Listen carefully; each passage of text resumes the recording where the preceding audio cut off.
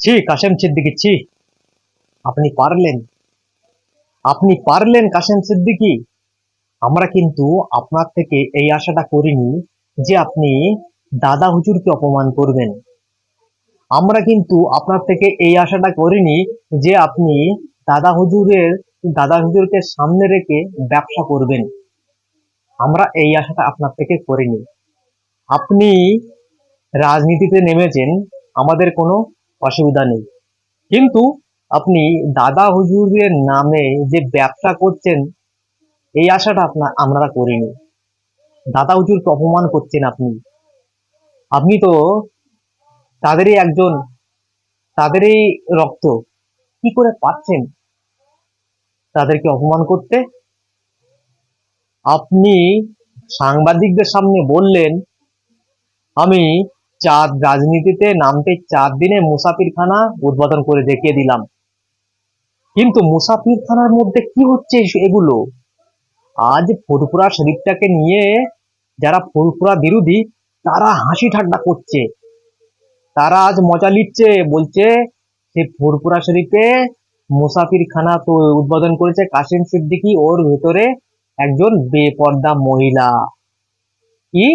একজন বেপর্দাই মহিলা সেখানে মুসাফির যারা যাবে তাদেরকে খাওয়া দাওয়া করাচ্ছে।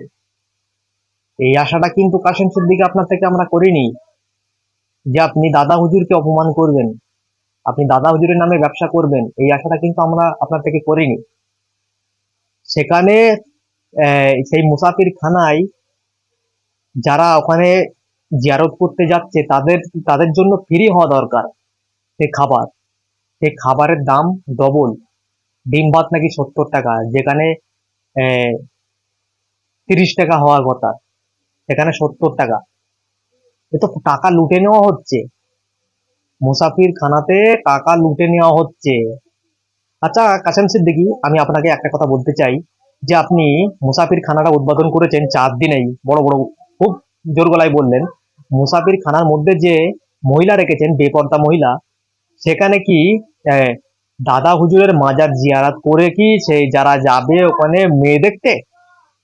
আমি আপনার কাছে প্রশ্ন করলাম, এই প্রশ্নটার জবাব আপনি দেবেন। যারা দাদা হুজুরের মাজার জিয়ারাত করে যাবে সেই মুসাফির খানাতে, তারা কি মেয়ে দেখার জন্য যাবে?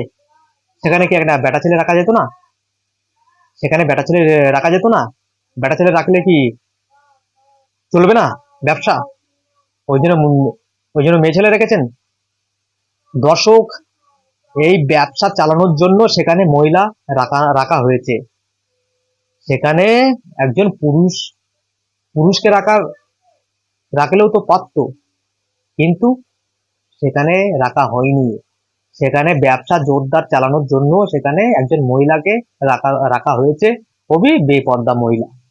হ্যাঁ, বেপর্দা মহিলাকে রাখা হয়েছে যাতে ব্যবসা ভালো হয়। আমি কাসেম সিদ্দিকীকে বলতে চাই, আপনি রাজনীতি করছেন করেন, কোনো অসুবিধা নেই, কিন্তু দাদা হুজুরকে অপমান করবেন না, দাদা হুজুরকে নিয়ে ব্যবসা করবেন না। কেননা ফুরফুরা শরীফে আরো পীরজাদারা রয়েছে, তারাও রাজনীতি করছে, কিন্তু দাদা হুজুরকে নিয়ে ব্যবসা করছে না।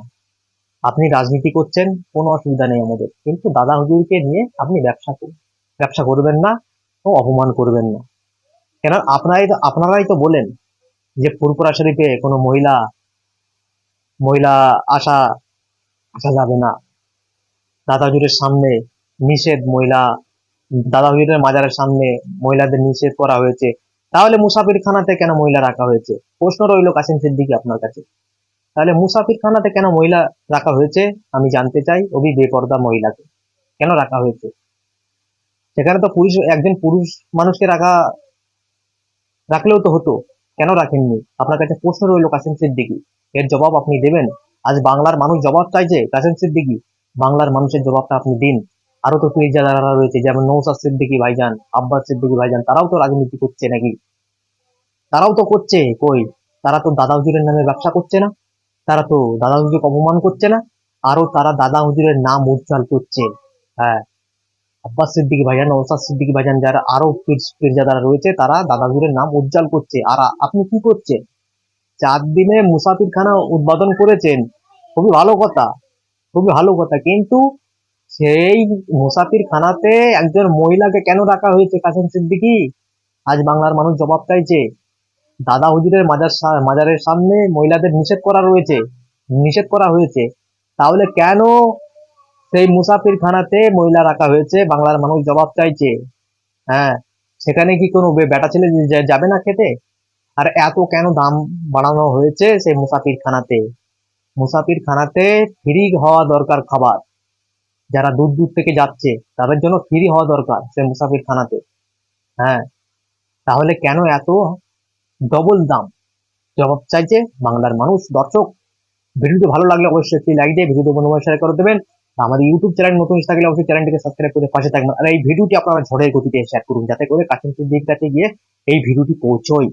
আর আপনাদের মতামত নিচে কমেন্ট বক্সে অবশ্যই জানিয়ে যাবেন যে কাসেম সিদ্দিকী যে কাজগুলো করছে ঠিক না বেঠিক।